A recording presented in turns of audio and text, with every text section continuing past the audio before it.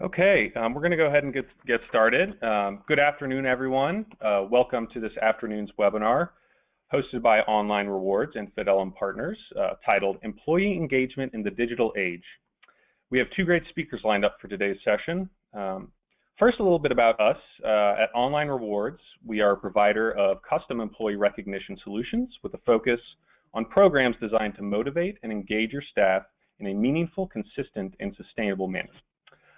I'm Jim Schroeder. I'll be your moderator today. I'm a digital strategist here at Online Rewards, and I'm happy to be with all of you for the session today. I hope you find today's presentations informative, enjoyable, and actionable. First, on to the agenda and a couple general housekeeping items. The duration of the webinar will be 1 hour, so we'll intend to finish directly at 3 p.m. Eastern. The format of the webinar will be two presentations with some interactive poll questions. So first I'll introduce the speakers, then we'll get into our first speaker session titled The Human Brand, and then we'll get into the role of recognition in building the brand, how to align it with your corporate objectives, and then some questions and answers. So to conclude the webinar, we will have that question answer session. So if you think of a question during either of the two presentations, please feel free to post it in the question box at the bottom of your interface, and we will get to those at the end of the two presentations. So now on to our speakers. The second speaker that you'll hear today is Michael Levy, who is the CEO of Online Rewards. Michael has been instrumental in the delivery of custom programs for over 400 companies and is a respected industry speaker. He is dedicated to helping employees improve employee engagement through the execution of industry-leading employee recognition programs.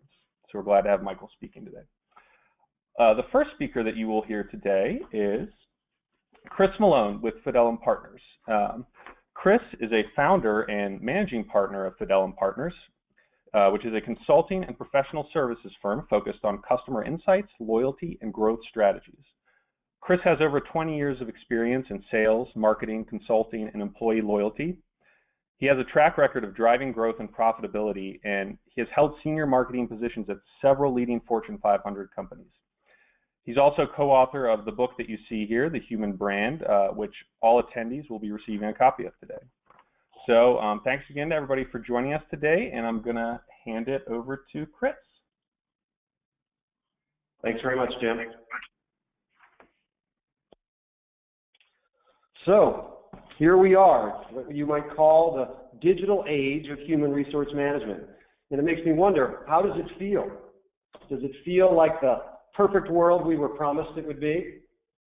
Let's think about it. We've got our online candidate recruiting, so finding applicants happens a lot faster than ever before. Then once they're employed, we've got self-service online benefits and enrollment processes, so we're able to handle those things with a lot less time and energy than we used to. That's not to mention internal social collaboration networks and mobile devices and apps that employees can access anytime, anywhere. And it just makes you wonder, what more could we want? It's exactly everything we want, right? Well, there is one thing that occurs to me, and that is if we've got more data than ever before, more ways to communicate with our staff than ever before, why is it then that employee loyalty actually seems lower than ever before, and the cost of talent management seems to be going up? What's up with that? But don't worry, every year there's some new vendor or tool or technology that's going to solve it for us, right? Whether it's big data workforce analytics, or learning management systems, or enterprise talent management systems. It seems like it's kind of a moving target. Every time we're about to get our arms around one of them, something new pops up and we can never get a handle on it. Well, I have some good news for you for a change. The good news is that the real key to lasting employee engagement and loyalty and lower costs of talent management are not a changing, moving target. It's something that's hardwired into all of us by evolution, and it hasn't changed for thousands of years. And by the time that we finish here, you'll better understand how, if we align our organizations and our approach to employee management to this foundational thing that's inside of us, we can have the loyalty and growth that we want with lower costs, and that the digital age just makes it more powerful. But to explain all of that, I'll first need to tell you a story. And it's a story about Mary Lou Dinalo. Back in December of 1982, Mary Lou Dinalo worked as a frame attendant at New Jersey Bell in their central switching office in Rochelle Park, New Jersey. The tools of her trade were a soldering iron and a telephone handset. It wasn't glamorous work and it didn't pay very well, but it offered a pension and benefits, which was important to Mary Lou because she was a single mother struggling to support a teenage son and daughter. And as the holidays approached, she started to think of ways that she might be able to make Christmas morning a little bit more special for her kids. And so she decided to volunteer to work some overtime hours at the training facility in Hackensack. Now, the training facility, it turns out, was not in a great neighborhood. In fact, one of her colleagues had been mugged walking down the alley to the parking lot behind the building just a few weeks before. But again, Mary Lou wanted to make Christmas special, and so she set aside her fears and headed for Hackensack after her shift in Rochelle Park. The first night was smooth sailing. She met new people, learned more about all of things going on in her organization, and on the ride home, she even started to make a mental list of the gifts that she might be able to afford if she just worked a few more hours. The second night, however, was entirely different. As she entered the alley, she noticed there were two men standing at the other end in the shadows. Now, this made her nervous, but she thought, maybe I'll just avoid eye contact and keep my head down, and I'll get to my car the same way I've had the night before. About halfway down the alley, she noticed the two men had entered it and were walking very quickly toward her. And for reasons she couldn't explain, she felt certain they were going to attack her. Her plan to avoid eye contact went right out the window. She became focused on their faces, trying to make out their shape and expression. And then when the men were about 10 feet from her, she could feel a scream welling up from within inside her. And then her full throttle brain recognized something familiar. And before she had a moment to think, the words, "Hi, Frank," came out of her mouth. And the two men stopped dead in their tracks, startled by both the tone and content of her words. Now, as it turns out, Frank Pastorella was a pretty nice kid when he was younger. Mary Lou actually knew his mother, Jean. He'd gone to high school with her son, Stephen. But after graduation, without a job, he developed a drug habit and began to steal to support that habit. He'd been arrested several times, and it had gotten so bad, his parents actually had to put a deadbolt lock on their bedroom door so he wouldn't sell any more of their valuables. Now, Frank was stunned and embarrassed and managed to mutter the words, "Hi, Mrs. Dinalo," before he and his would-be partner in crime shuffled by. And Mary Lou made it to her car and drove home with her heart pounding in her chest, feeling certain that if she had not recognized Frank, it wouldn't have been the happy holiday she had planned for her kids. So how do we know all of this and what's become of Mary Lou? Well, I have to confess, Mary Lou is actually my mother-in-law, and I've been hearing this vivid story every Christmas for 23 years. It seems like the details become a little more vivid every year. But it strikes me as, what is it about a story like this that we can all relate to? Whether it's something that's happened to us, or something about someone we care about, what is it about our psychology that allows us to navigate through these threatening situations very quickly and very successfully with very little information? Well, the answer to that actually lies deep in our past, because Mary Lou, like primitive humans tens of thousands of years ago, had to make two kinds of decisions very quickly and very accurately with very little information. First, she had to judge what were the intentions of the two men at the end of the alley. Were they friends or foes? Going to help her or hurt her, give her something or take something from her? Or said another way, what degree of warmth could she pick up about their intentions toward her? And then given what she thought their intentions might be, what ability did they have to carry out those intentions? Were they strong or weak, fast or slow, foolish or intelligent, or what degree of competence did they have? And it turns out that in the original game of Survivor tens of thousands of years ago, these are the most critical decisions that humans made every day. Not only when they encountered strangers, but frankly in all of their interactions with people in their tribe and in their community. Because the life and death matter of success was about staying in that tribe. If they got kicked out of the tribe, they didn't get to go to Redemption Island like we see on TV. Rather, they were more likely dead within a few weeks because we're so dependent on one another for food, clothing, shelter, and protection.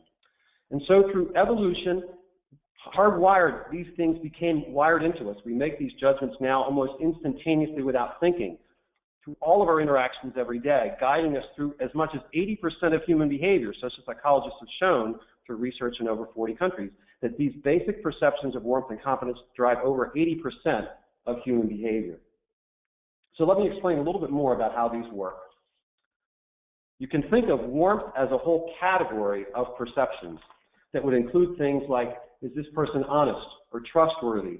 Are they acting in my best interest, or are they only thinking about themselves? Competence would be all the things that you would expect. Are they intelligent, reliable, resources, knowledge, and so forth? And it turns out that these two basic perceptions of warmth and competence lead to a predictable pattern of emotions. And it's those emotions that actually drive our behavior. So think for a moment about someone you know who's very warm, very friendly, you trust a great deal, who's also very reliable and skilled and effective at what they do. Well, typically this causes us to feel pride and admiration. We're attracted to these people. We become loyal to them. If we flip that around and think of someone who has all the same skill and ability but is kind of cold and unfriendly and we're not sure what their intentions are towards us, well, this typically makes us feel jealousy and envy. And the behavior that comes from that is kind of grudging cooperation. I'm not sure I can trust them, but they could pose a threat to me, so I better go along to get along. On the other side of things, if we know someone is really warm and friendly and trustworthy but really is not very skilled or reliable at what they do, this typically causes us to feel kind of sympathy and pity. And the behavior that comes from that is indifference and neglect. But of course, the worst combination of all is to be cold and incompetent. This just makes us angry. We feel disgust and reject these people and avoid them. And so these basic perceptions lead to this pattern of emotions, and that's what's driving our behavior in all of our activities, personal, professional, and commercial. And so let me illustrate a little bit further how this works in our everyday life. We can actually plot these things in a vertical two-quadrant plot with warmth on the vertical axis and competence on the horizontal axis. And if I were to pose the name to you like Tiger Woods and ask you how many of you think that he is very warm, honest, and trustworthy, not very many hands would go up. However, if I asked you how you saw him from a competence standpoint, most of you would say he's, even with his struggles, a pretty good golfer. And so what we typically find is this is how Tiger Woods is seen by adults across the United States. On the other hand, if I were to pose the name to you, Vice President Joe Biden, it turns out that he is perceived as well-intentioned but not very competent by most adults across the U.S., quite the opposite of Tiger Woods. It shouldn't surprise you that someone like Oprah Winfrey is seen as very warm and very competent, has a very loyal following, and that folks like, say, Fidel Castro, who's seen as very cold and incompetent, running his little Cuban republic down in the Caribbean, and that we hold in contempt and rejection. And so we're making these judgments every day as we interact with others, whether we realize them or not, and social psychologists have shown very conclusively that they are driving a great deal of our behavior every day. So let's take a little bit of an experiment here. We have the ability to take kind of a poll, and this being an election year, let's get your perceptions of two well-known candidates in the presidential election this year. And so Jim will help us with a little polling tool, but we're going to ask you to answer 2 questions on each candidate. And the question will be, please indicate on a scale of 1 to 5 how well the following words describe this person in your opinion. Well, 1 does not describe at all, and 5 describes extremely well. And the first person we'd like you to evaluate is former Senator Hillary Clinton. So Jim, do you want to take over here with the polling device? Sure. So first we'll ask you, where do you see Hillary on a scale of 1 to 5 for warm and trustworthy? We'll give you a couple seconds to answer that one. 1 is the bottom of the scale and 5 is the top of the scale. It looks like Hillary falls probably right around the 2 for warm and trustworthy. Now we'll ask you, competent and capable.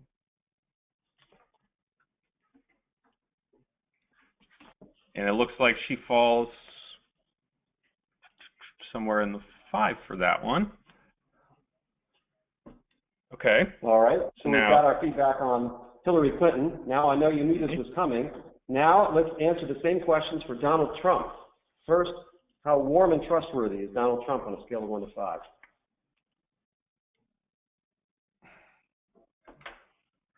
Okay, we've got our results in for that one. Now we'll ask about competent and capable. Got our results for that one. So what did you get for those on Donald Trump, Jim? So Trump was, he was kind of on the lower spectrum, 1 for both. 1 for both. All right. Well, let's take a look at where that would put them on our scale here. We flip over, basically 2 and 5 would put Hillary Clinton kind of in this lower right-hand quadrant, low on warmth, but high on competence. and that would leave Donald Trump kind of over here on the left side. And as we contrast that, for me, that's a good example of why I don't think either of these candidates, if the national election was held today, either would become our next president. There's a lot of evidence to show that previous elections are very highly predicted by these warmth and competence perceptions. And for instance, Mitt Romney was kind of in this lower right-hand quadrant in the last election cycle, and Obama tended to be up in the upper left-hand quadrant, and it turns out that Obama managed to get himself a little bit further to the right. But if we look at stereotypes, which is where a lot of these warmth and competence perceptions were originally studied and discovered, we can actually take a look and see how different occupations are perceived on warmth and competence. And typically, politicians are seen here in the lower left-hand quadrant, whereas CEOs and attorneys are in the lower right. And that's the challenge that they have in gaining public office, is that they are perceived as competent but not terribly trustworthy, and that what happens is everybody is trying to kind of kiss enough babies and shake enough hands to get them perceived up here in the upper right-hand side, where teachers and nurses and doctors and so forth are perceived. So that's a little bit of an illustration for you as to how that plays into the political side of things as well. But it turns out that it's not just people that we perceive through this lens. In fact, humans are so heavily wired to see the world through this lens, it's actually almost everything around us that we see this way. And so one of the world's leading authorities on warmth and competence, Dr. Susan Fisk, recently completed some research on how humans perceive animals through this lens, for instance. And so we can show you, for instance, that our dogs, cats, and horses are seen as very warm and competent. We love and admire them. Whereas it's the rats, snakes, and lizards that are seen with contempt and rejection as both cold and incompetent. The lions and tigers and bears are seen as competent but not trustworthy. But the place you really don't want to be is up here in the upper left-hand quadrant with the cows and pigs and ducks, because they get eaten for dinner and lunch every day. And so another illustration of how we perceive animals through this warmth and competence lens, and there's actually research to show that even websites and computers we see through this lens. Computers as social actors and websites as social actors, that we perceive our experience with them to reflect the warmth and competence of the people on the other side that created them. So we see everything around us through this lens. And so you can imagine, when I first stumbled across this work back in 2009, it occurred to me, if these warmth and competence perceptions having such a big impact on everything around us, how could it not be impacting how we do business, both with our employees and with our customers? And so it was at that time that I reached out to Dr. Fisk at Princeton and said, I've got a hypothesis. I tend to believe that your model would be very predictive of how customers and employees choose and become loyal to their companies and employers. And would you be interested in testing that? And she said, sure. And so we spent the next 3 years studying how over 45 companies and brands are perceived by their customers and employees from a warmth and competence standpoint. And here's what we found. In the upper right-hand quadrant, we found lots of well-known nonprofit organizations, household names like Campbell's, Hershey, Johnson & Johnson, Coca-Cola, all seen as very warm and competent with lots of loyal followers. In the lower left-hand quadrant, we found banks, insurance companies, oil companies, all the companies we hear every day that there's frustration and contempt towards. In the lower right, we found lots of luxury brands like Mercedes, and Rolex, and Rolls-Royce. And it's important to point out at this point that this is the perception of the total U.S. adult population, and someone who owns a Mercedes may not see Mercedes that way. They may see it as more warm, but for most of the population, this is something that's out of reach, it's very affluent, and as a result, it's less approachable for them. We weren't sure what we'd find in the upper left-hand quadrant, but it turns out that we perceive lots of government-subsidized entities like the Postal Service and Amtrak as not very competent but warm, and perhaps they would not succeed and continue to exist without those public subsidies. And so we saw this same basic pattern of warmth and competence perceptions for companies and brands as we had for humans and all the other research that's been done previously. And while this was all very interesting to see that same pattern, what was perhaps more important and more useful is that when we rolled up all of that data and looked at how it impacted customer and employee loyalty and intent to stay with their brand or organization, we found that warmth and competence explained over 50% of all of their behavior. Before we talked about price or wages or quality or reliability or anything else, all those things that we spend so much time as human resource executives and as sales executives trying to communicate about our organization. And so perhaps that's what's been happening. Perhaps the reason that we've got more data than ever before and less loyalty than ever before is that perhaps we're missing half the picture. because 50% is driven by the basic perceptions like warm, friendly, competent, and capable, the perceptions that we have of the people behind the companies and brands that we do business with and work for. And this really kind of shook my world back at this point. I spent my career in Fortune 500 companies, graduate school, all of that, and it caused me to think that perhaps 50% of everything I had been taught and trained about how to be successful in business as both a sales executive and as a manager was either no longer true or perhaps might not ever have been true. And it caused me to think that there's got to be a better way for us to do business.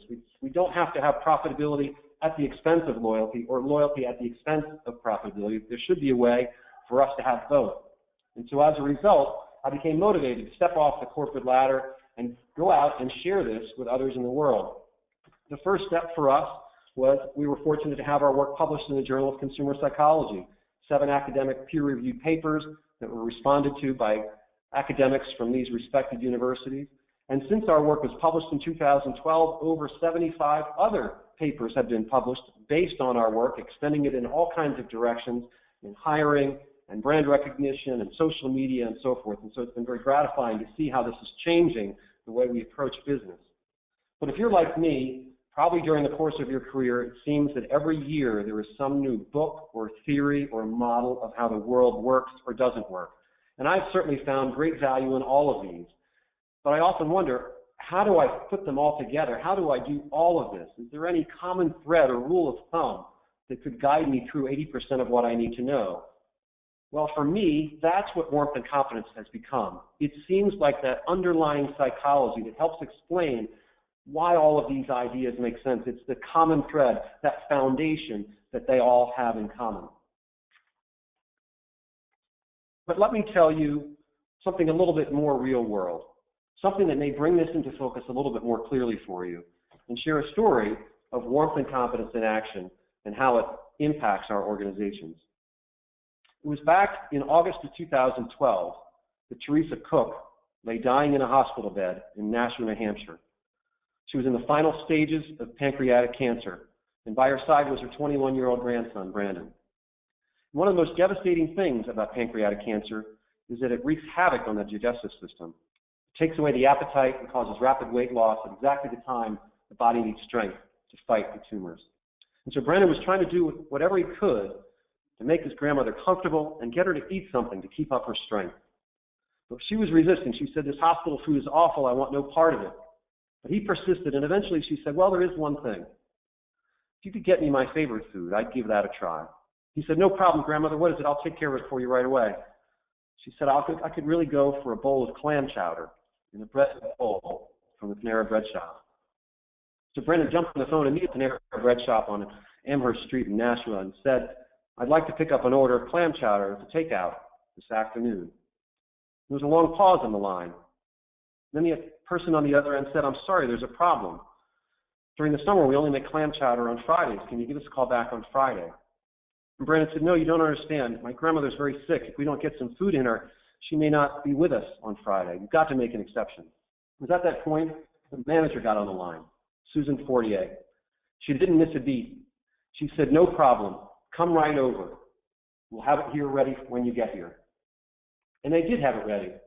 And when Brandon arrived, she also gave him a box of cookies and said, "There's no charge. You just let us know if your grandmother needs more clam chowder, and we'll be here for you." And he did let her know, because Teresa Cook had more clam chowder that Friday and the following Tuesday. And it wasn't until Saturday, August 18th, that Teresa Cook quietly passed away with her grandson and her family by her side. It was just another week. It was just a bowl of clam chowder. But for Brandon and his grandmother, it was literally a matter of life and death, one they would never forget. And it turns out there are a lot of other people who will never forget either. Because on that first Tuesday, Brandon sent a little thank you note over to the people at the Panera Bread shop. And he sent that thank you note on his Facebook page. And so what do you imagine happened next? Within a few days, over 800,000 people around the world had liked that post. Nearly 35,000 had posted comments. And many of them were other Panera employees saying things like, "This is why I'm proud to work at Panera. This is why I look forward to coming to work every day, to be part of an organization like this." Customers saying things like, we don't have a Panera in our town, but when we do, we'll be going there for dinner at the first opportunity. And so it begs the question, what accounts for this tremendous outpouring of emotion and behavior? Was it the speed of the service, location of the store, the quality of the service, or the price? No, it wasn't any of those things. It was a genuine, compassionate act of warmth towards another person. And that's what we are wired to respond to much more strongly than competence. Contrary to all that we've been taught and trained, that all of our success in life comes from our competence, warmth is actually the dominant driver of our behavior and our loyalty towards others. Competence can only get us so far in life. We've got to have competence plus warmth in order to have loyalty and cooperation from others. And so what we can take from this story and all the research that we've done so far is that, in fact, people were the first brands and faces were the first logos. And all the branded trade and commerce that we've engaged in over the last several thousand years has simply been an adaptation of the way we were wired by evolution to interact and form relationships from one another. And so, in fact, we can say that every human is a brand and every brand is human. The way our brains perceive and form loyalty to them is exactly the same. If we think about it, it makes sense. For most of human history, commerce and labor between humans was conducted face to face. That's where we picked up all of those warmth and competence perceptions, from facial expressions and body language and tone of voice, and all of the other things that we pick up when we interact with one another. And this worked great for thousands of years, and the decisions we made were as much about the relationship that we have with that person as it was the product or service that we were buying. And then a little something called the Industrial Revolution came along and changed all of that. Let's go back in time and imagine and think about what things were like at that time. Let's take the case of the cobbler, who for thousands of years has made shoes not just by hand, but literally shaped them to each person's foot. In small communities and tribes, merchants like cobblers had a face-to-face, first-name basis relationship with their customers and anyone that might work for them. And there was a balance in that relationship, that the decisions they made were very much about their relationship. And they had to help each other get through unforeseen weather difficulties and illnesses. There were no credit cards or direct deposit. They had to pay with IOUs and barter and do whatever they could to help each other survive. And so as a result, there was a lot of balance in that relationship. And frankly, if a merchant did wrong by an employee or a customer, usually that worked out pretty quickly. Because if it wasn't, pretty much everyone in town or the community would know about it by Sunday church. He'd come under pressure to make it right, or be run out of town and lose his livelihood. It was a form of social accountability that kept things in balance, and it kept things in equilibrium. Fast forward now to the Industrial Revolution comes along. The shoes are made in a factory. It's shipped across country. We've got mass communication, mass distribution. All of these things, this notion of having a relationship directly with the customer became impractical. People on the west coast of the country certainly weren't going to have a first-name basis relationship with the people on the east coast that made those shoes. And this was great for business. Companies became very large. There was reduction of cost, greater availability, tremendous scale, and all the growth that came from it. But along the way, this notion of having a relationship with both the customer and employee became less and less practical and emphasized. So we're now looking where we are. Not only do we not see the people that make the shoes that we buy, we don't even see the shoes. We buy them online. They show up in a box from Zappos. If we don't like them, we send them back. And along the way, you could almost say it's been the mass dehumanization of commerce between people. But now, after 150 years of what I call the Middle Ages of management, something's changing. Thanks to e-commerce and social networks and mobile devices, we're being taken back to the future. Our relationship renaissance is underway, where again, we're making more and more of our decisions about where we buy and where we work based on our relationships with the people that we interact with.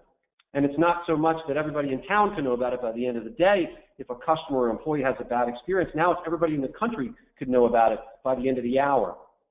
It's warmth and competence on steroids, turbocharged by digital technology. And it requires that we change the way we think about conducting business, because as much as the technology has changed around us, the way our brains are wired to interact in form of trust and relationship with one another hasn't changed for thousands of years, and it's not going to change in our lifetime. So let me give you another personal example of this in play. It was back in 2006, during the summer, when I was Senior Vice President of Marketing at Aramark Corporation, when I learned for the first time the tremendous success that Starbucks has had is probably not due to the quality of their coffee, the speed of their service, or their locations. At the time, Aramark was a licensee of Starbucks that operated 75 of their stores on college campuses around the country. And the problem at the time was that Aramark was about to lose their license because we were not delivering the kind of customer experience and employee engagement that they expected and were able to deliver at their own locations. And so this would have been a big problem for Aramark, and as a result, the folks at Starbucks invited a small team of senior executives from Aramark to come out and spend a few days in Seattle to get dipped in how they delivered the customer and employee experience that they did. And I was fortunate to be among the group that got invited to make that trip. And I expected to hear about how they chose their coffee beans and how they designed their service processes and their locations and all that. We certainly heard a fair amount about that. But the thing that struck us, the thing that was the missing ingredient for Aramark that really left a lasting impression on us, was how they recruited, managed, and motivated hourly employees. They told us about something called a little green apron book, which, as the name suggests, was a little green book that fit in the pocket of an apron. And inside that book, they talked about 5 ways of being, things that they expected these associates every day to not only demonstrate to customers, but more importantly, to demonstrate to one another. And inside that book were 5 little business-sized cards, each on the front a little description of each way of being, and on the back were just blank lines. And they were expected every day to catch each other in the act of doing one of these things right and present these cards to one another, recognizing them for remembering a customer's name or picking up a shift for a colleague or just offering a kind word to someone having a hard day.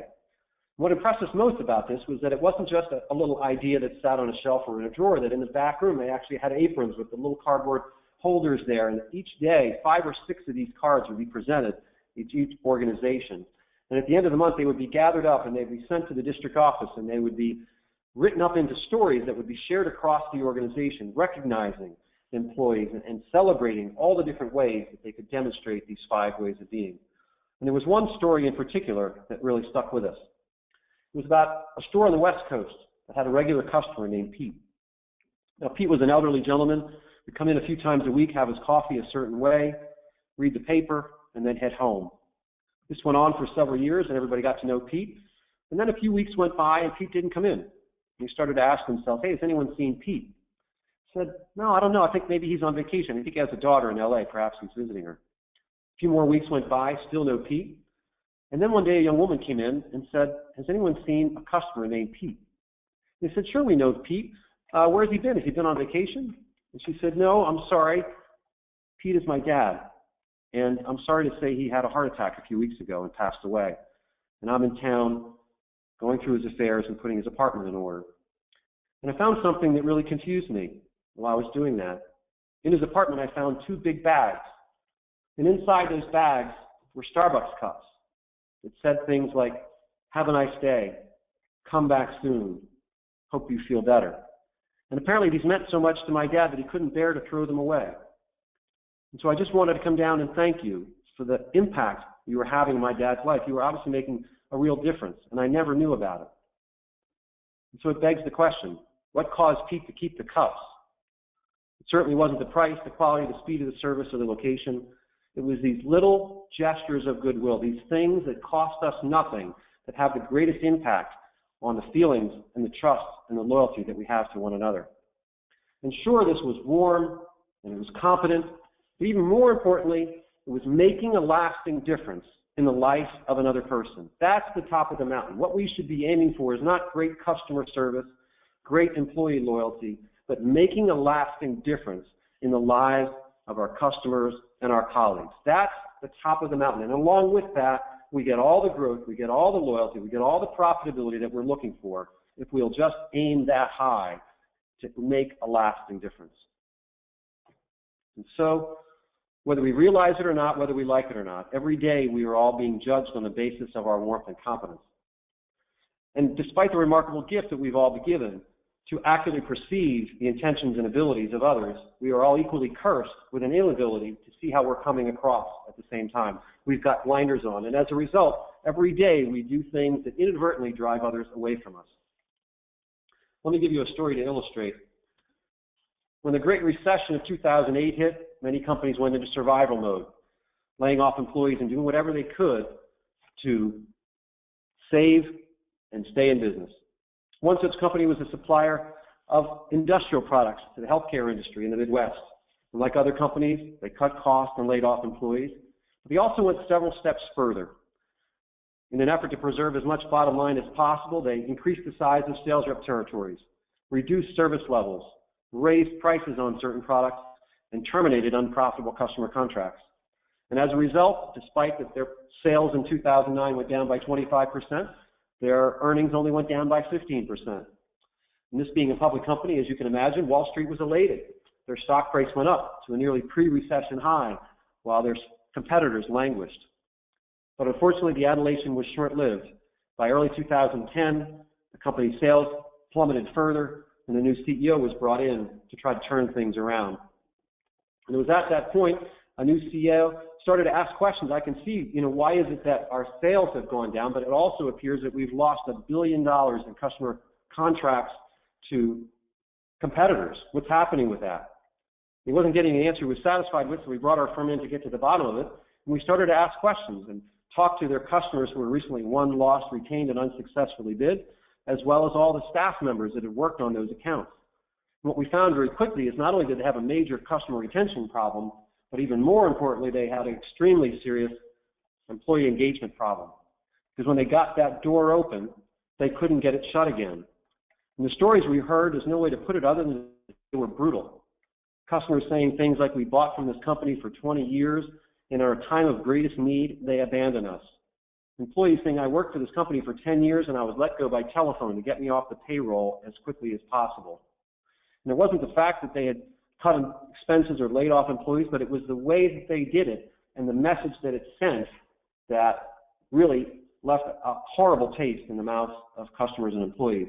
And in fact, it was even one recently won in customer that the best they could say about this company is they do okay for a faceless monolith. That's what they had become, a faceless monolith. The management team was incredulous. They said, how could this be the case? We're the most respected company in our industry. We're just doing what other companies were doing, what Wall Street expected of us. And the fact is, it was a huge blind spot for them. It was not what they did, but the way they did it. And every day, we send messages like this to our customers and employees that all we care about is the bottom line, and they respond by saying, in that case, I'm going to look out for myself because clearly you're not looking out for me. And many of the things that we do in business, the things that we've taken for granted for years, fall exactly into this case, that what was acceptable, whether it had to do with vacation policies, or hiring policies, or benefit policies, they are now being judged through a different lens, and when someone has a bad experience, the word is traveling further and faster than ever before. And so, if I were to boil this down for you, if you're really serious about having customer engagement, employee engagement in the digital age, I can boil it down for you to 3 imperatives. First, we've got to become a lot more self-aware of how our policies, practices, and processes are coming across from a more incompetent standpoint. A lot of the things that we've done and taken for granted are no longer acceptable, and that we're really out of touch with the message that we're sending to our employees.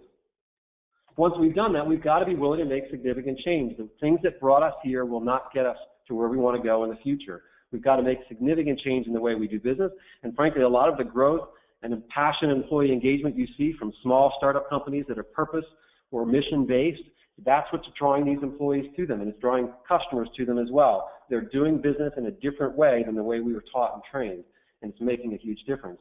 But at the root of it, frankly, we're going to have to take a look at our priorities, because if it turns out that our primary focus is on maximizing shareholder value in the short term, it turns out that that's an aspiration that's not worthy of very much loyalty from either our employees or our customers. Now, I'm not suggesting that we shouldn't have shareholder value, that shareholders don't deserve a return. Of course they do, but it needs to be done in balance. We need to keep it in balance with the best interests of our customers and employees, because if we're doing it at their expense, we're not going to be able to sustain it or get away with it for very long. So you might say, can this really happen? Can this be done? It all sounds good. Well, let me give you one more quick story about a company that did exactly this. The American Standard was originally founded in 1875 as the Standard Manufacturing Company. And they've been a fixture in American households for nearly 140 years as the maker of kitchen and bathroom plumbing fixtures. They actually played an important role in the development of indoor plumbing and healthy sanitation across North America. However, by the time Jay Gould joined the company as CEO in January 2012. The company had fallen on hard times. After a series of divestitures, the company had been acquired by a series of private equity firms, and the future looked bleak. It was literally the business was in the toilet. American Standard had lost $20 million in the most recent quarter, and the controller advised Jay that he wasn't sure the company had enough cash to get through the year. Employee morale was also terrible. Jay's predecessor had a track record of restructuring 3 times a year and downsizing twice a year, creating a culture of fear and distrust. In fact, an employee engagement survey by Denison at American Standard in early 2012 placed them among the lowest companies they had ever surveyed for employee engagement. And these employees really indicated they felt a lack of purpose that they could feel connected and believe in terms of why they're coming to work every day. And so Jay began to engage employees from across the organization in an effort to kind of rediscover their purpose and create a purpose-driven strategy for them for the future that they could all believe in and become contributing to.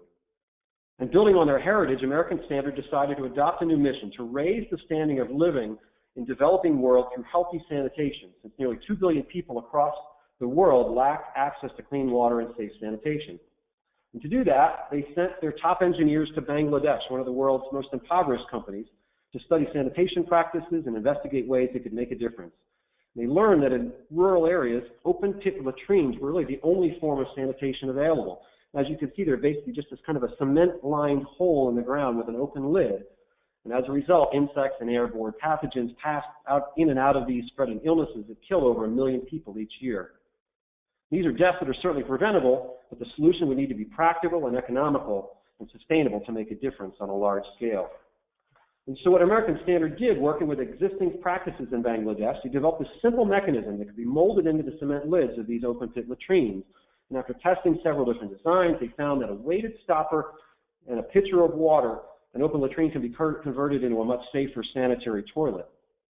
Even better, these mechanisms could be produced for just $1.50 each, and working with local aid organizations, American Standard swung into action, produced 500,000 of these, and donated them to be installed across Bangladesh.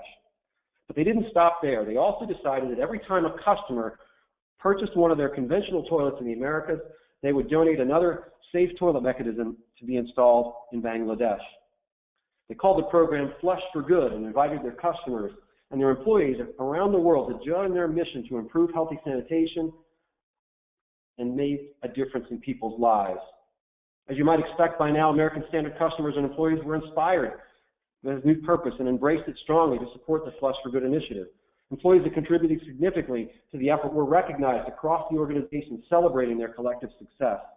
By early 2013, employee engagement scores had skyrocketed from the lowest quartile to the highest quartile, the fastest turnaround Denison had ever seen in 30 years. And in addition, the company's sales grew by 10% in 2013 and another 14% in 2015, their fastest in decades. But more importantly, the company has now donated over 2 million safe toilet mechanisms across Bangladesh and expanded the program to sub-Saharan Africa, where the practices are very different, but it's making a difference in the lives of nearly 8 million people every day. And oh, by the way, along the way, all that the shareholders of American Standard have gotten along the way has been a 13-fold increase in company profit without a single restructuring or downsizing along the way. And so hopefully, at this point, the moral of these stories is clear. And that in an age when our reputation as an employer or as a provider can be made or broken in a single day with a click of a mouse, our ability to express warmth and confidence towards our customers and our employees is perhaps one of our greatest assets. And it only makes sense that in any endeavor, personal, professional, or commercial, humans have always depended on the cooperation and loyalty of others for our success, and that keeping the best interests of others in balance with our own is only a form of enlightened self-interest. It doesn't require us to recklessly disregard our goals. And so I challenge you, don't let your organization be just another faceless monolith. Build programs that demonstrate warmth and good intentions towards your employee by consistently recognizing and rewarding and encouraging them. And if you do, not only will you get the kind of employee engagement that you want, the kind of talent management efficiency that you want, more importantly, you have the opportunity to make a lasting difference in the lives of your customers and employees. And there's no greater accomplishment than that. So I hope these thoughts and insights are helpful for you. And so now I'm going to turn it over to Michael to share with you some ways that you can do that in your organization. So thanks, Chris. I'm sure now you all got the benefit of hearing Chris speak as I did the first time that I talk, and how to the point that really is, in summation, with all of the effort that we all place from a marketer's standpoint on trying to optimize to the last cent and refine the process and the delivery mechanisms and the speed to market and all that. Of course, all highly relevant, no question.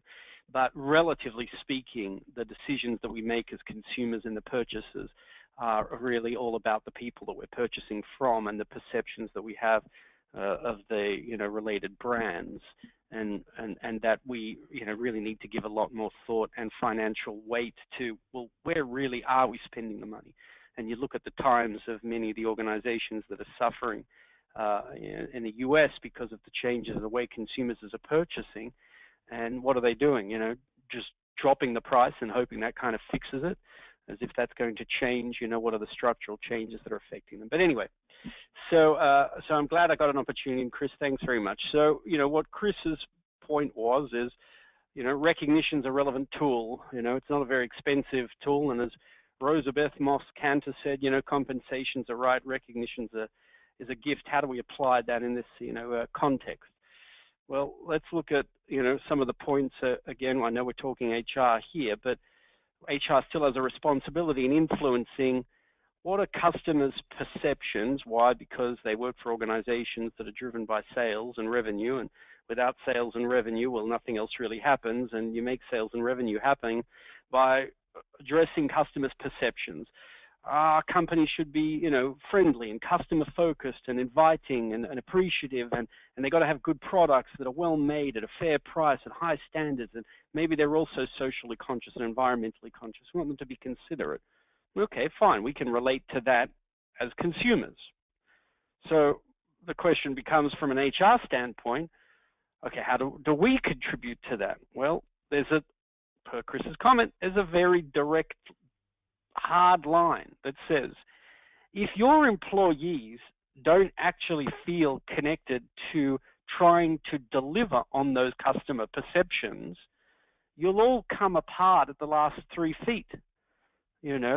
If the Starbucks people who serve us the coffee do not actually deliver on the perceived promise of what it's like to buy coffee, rest assured we would not be purchasing from them in the way that we do. But we can all relate to that sort of Starbucks associate. They sort of have a thing about them. They seem to be generally interested in the coffee. They don't roll their eyes when we ask for the weird combinations of flavors. They seem to be consistently professional. They move us through. So how is that all happening? And I'm not an expert on Starbucks, Chris is per se, but as a consumer, I purchase it. But they must be feeling appreciated, respected, considerate. They must think that they're in a professional environment. They think they're fairly paid, not like overly paid. That maybe they're working for a company that's environmentally aware, that's socially diverse, that's challenging, that's rewarding, it's a positive culture. And I'm saying to you, those people at Starbucks, they don't get paid very much. They're not super highly trained. There isn't any reason why any of us in the organizations that we might be running and responsible for can't at least draw from that to create some kind of parallel. The question, of course, then becomes, how do we do it? Well, we're going to argue that recognition's a pretty inexpensive way to deliver a pretty significant big bang for the dollar. Right? What's a concept of culture that's a big word these days, always has been, but it's becoming very popular? Well, culture's the sort of intangible manifestation of the experiences that an employee is having inside their organization. That means, are they being recognized? Is there some kind of anniversaries and retirements? Maybe do we do safety things? Do we have educational and training programs? Is there some diversity initiative, environmental health and safety? What about ideas and innovation? Or do we have some volunteer programs? Have we got performance incentives? Well, every organization has some combination of those things in motion at any one time, and those are the tangible manifestations of the company programs that HR puts in place. right? And those are supposed to align to some business objectives where possible, and maybe the values and mission. More often than not, we come across the organization and they have an anniversary program that was started by somebody or other 30 years ago, and safety over here has got another committee of those people, and maybe there's some education and training programs. Well, they're over there, and then there's someone does idea submission periodically, and then we've got someone got recently put on the volunteer programs. They put a committee for that. Yes, we've got performance incentives. Somebody else is responsible for that. Well, that wouldn't be us. And of course, someone got given this R&R responsibility recently. I couldn't tell you if they're meaning something in terms of business objectives and mission and values in some coordinated fashion.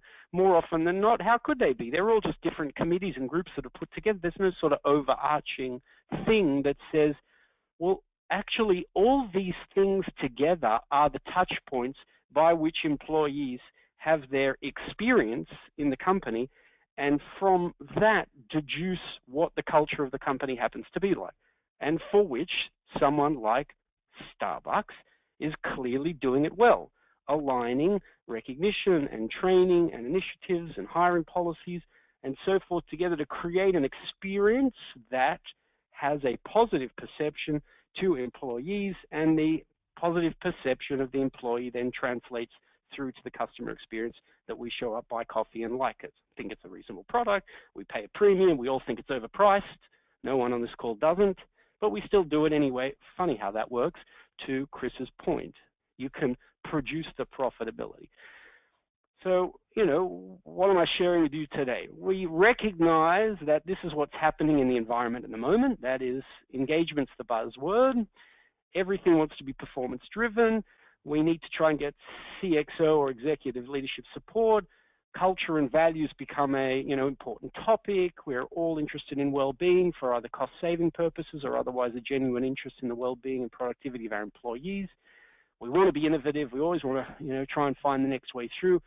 We've got workforces that span generations that seem to be vastly different in terms of the new ones to the old ones. We've always had that generation span, but the variances between us seem greatly different, and more recently the context of internal branding seems to have become something that people are more conscious of, partly as a reflection of the fact that the trend in the data supports the view that your employees' perception and your employees' view of the brand translates through to the customer experience. So we're saying to you, most companies we come across have all sorts of programs that have kind of been hodgepodge put together over time, and they're sort of, don't really connect to some overarching, set of objectives for the business.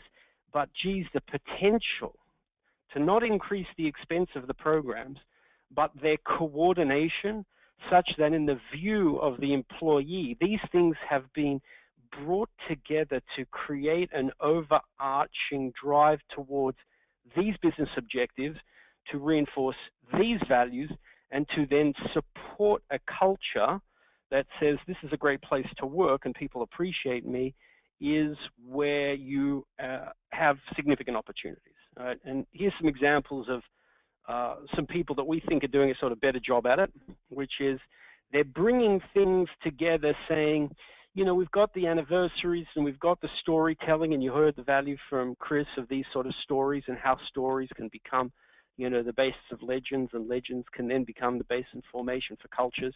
Bringing them all together so there's some overarching, easy way for employees to go, this is what's happening in my company, this is how I get involved in it, and how it translates to dollars. Then correlating into things like, well, let's talk about our objectives, and let's begin to talk about targets. And targets could be monetary, they could be production, they could be quality, they could be safety, they could be health and wellness. Whatever the targets are, begin to bring performance objectives down and link to recognizing people for doing that. We want to make sure that executive leadership has got visibility. They like reports. They like to feel like they're connected. If they're connected, they feel that they can bind and continue to support. Make sure that we're actually showing and displaying the impact of activities in HR, and particularly around recognition to the executive leadership. Let's make sure that whatever we're doing around recognition and this sort of overarching view aligns with what are the values of the business, and try and bring the values to life. what are we doing with our health and wellness? Is it something just off to the side that we've done with our insurance company to reduce premiums, or is it, again, part of the overarching experience that we care about you and it's part of what we're doing as the organization? Want to submit ideas for innovation, encourage employees to submit contributions as if to say, we're listening to you. And then, of course, you've got to deal with the fact that it's a population that are accustomed to interfaces of the like of Facebook or Twitter or WhatsApp or LinkedIn or some combination. Well, what's your stuff look like? They're still getting catalogs in the mail? Well, that's not really, up to date in any way, shape, or form. So we're encouraging and challenging to say, HR, you're, investing the money, right? It's being spent, but is it necessarily in alignment with the values, mission, and business objectives? Is there a cohesive message that's reinforcing and supporting the culture of the organization? And are you getting the support you have from, executive leadership to see, wow, if we do these things well, they can have a significant business result and outcome. We can certainly attest to that from the situations and the client opportunities that we've had to deal with, and you heard also from Chris. So I had a quick question at the end, just as a frame of reference. I'll pass it to you, Jim, to execute that. Sure. So the question is, how do your employees perceive their value to your specific company? So everyone take a few moments to answer that, if you will. Okay, we'll share the results of this poll real quick. All right, so I don't feel that the company values me. Great, so most people think that the company values contributions. Yes, the company values me, 23%, but my manager doesn't do a great job. I think my manager values my contribution. Okay, they're doing a better job. And my company values me and my manager does a great job. That's great that we're trending towards those things. Why is that relevant? And passing me the screen back. The view that the number one reason most Americans leave their jobs, they don't feel appreciated. So again, according to Gallup polls, which is the poll that are done over significant numbers of populations, 65% of the people, don't feel that they get recognized. Now, whether it's, again, because to the data on HR on this call, we in HR think we're doing a good job. I'm sure we always think we're doing a good job. Like for me, I'm a great CEO. I never make any mistakes. I always treat everybody respectfully. Well, of course, I know full well that's not true. And we're saying, great, well, whether perceived or not, large percentages of populations don't feel they get recognized enough. Recognition is not very expensive. It's pretty cheap to do. And that the data supports that if you have sophisticated, right? What's sophisticated? Well, is it technical or is it more, in our view and perspective, appropriate for the environment and the culture and the types of employees that you've got? If you have a good recognition program, well, they're 12 times more likely to have strong business outcomes, again, according by, Deloitte. So, we want to always help clients with pushing the envelope of how to get the most out of, what they're doing around recognition and ensuring that recognition itself is aligning with some of the other initiatives. All right, so I appreciate everybody. We've taken you right to the end. I don't know if we have enough time for some question and answers, and if people want to stay on, Chris and I will certainly stay on for the call. Jim, I'll hand it back to you. Sure. So thanks, everyone, for attending today. We'll take some time to answer a question or two if anybody wants to stick around for that. We've had a couple questions come in, and we will be sure to answer any questions that we didn't get to via email. And we will also be sending everybody a link to the on-demand version of this webinar so you can distribute it amongst your coworkers, your colleagues, your friends and family. And we will be also sending all attendees a copy of the book as Chris's book, The Human Brand, as previously discussed. So a couple questions that have come through. The first one that I'll pose to you, Michael and Chris, this comes from Tom, and he says, have you seen a correlation between organizations with great customer loyalty and great employee loyalty, and as far as like a quantifiable correlation? I think it was covered in the presentation, but can you speak to that a little bit more, Chris, maybe?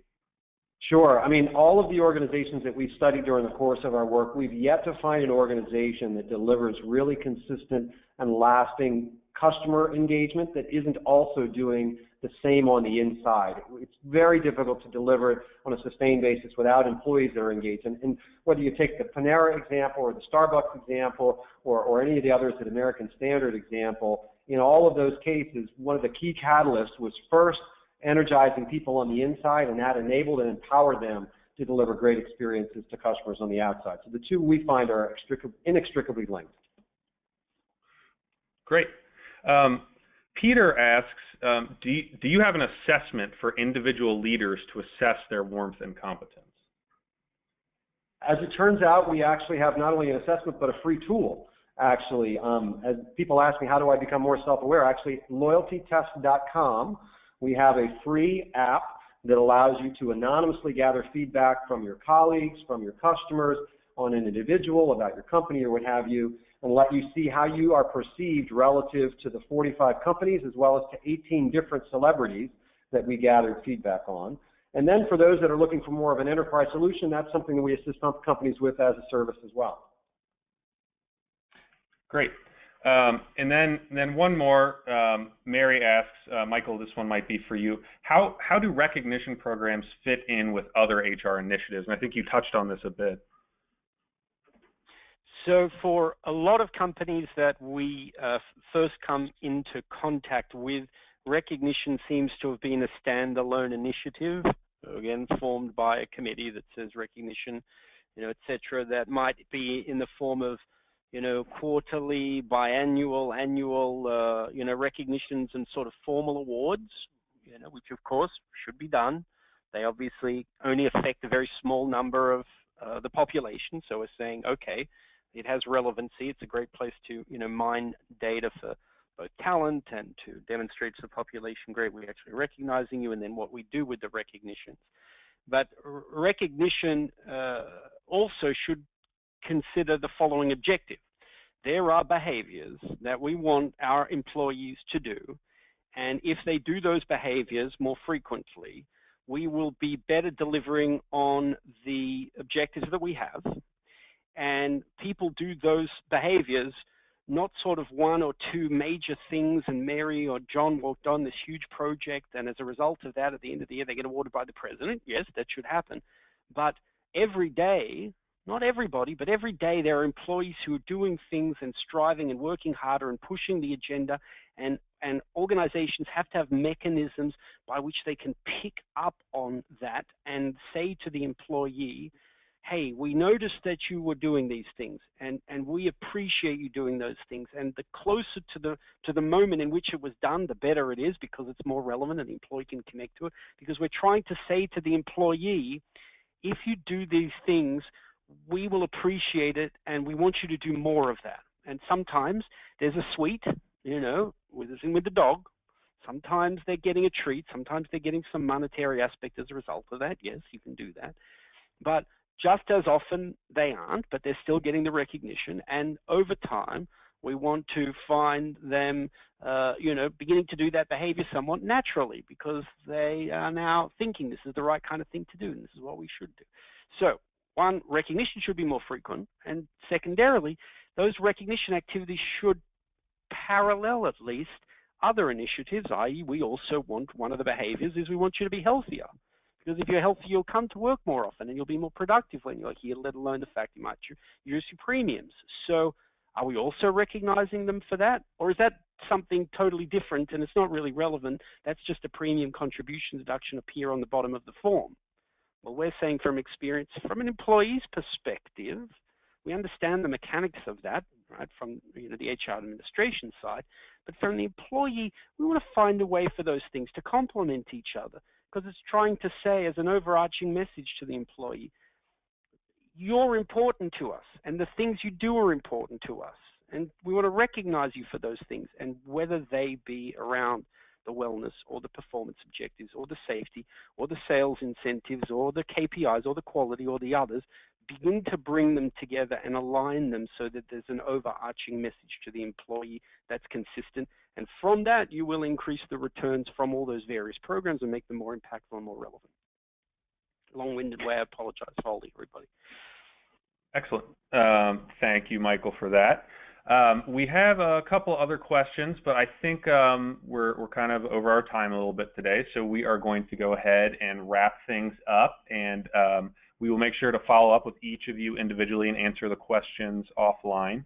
So thank you everybody for attending today. You'll all be receiving a copy of Chris's book, as we mentioned before, and we look forward to speaking with you in the near future, and we hope everyone has a warm and competent 2016. Thanks everybody.